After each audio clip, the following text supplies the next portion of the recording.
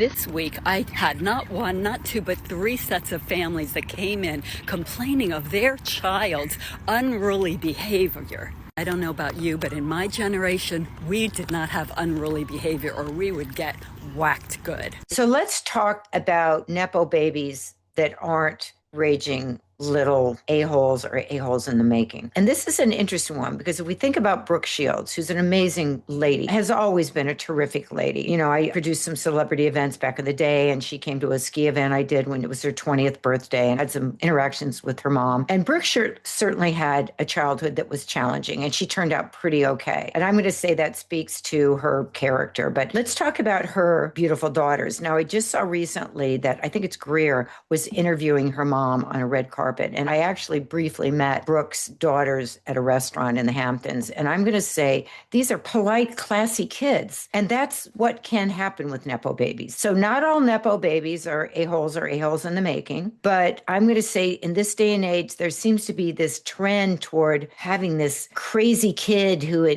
before they're a teenager does this outrageous stuff because they're just so wild and so creative. And it's like, no, that's just a misbehaving kid. In my era, those kids were sent to stand in a corner. Call it child abuse, whatever you want to call it. But that's what parents did. Anyway, those are real stories. But the kids that were raised like that, they turned out pretty darn well. So teach your children well.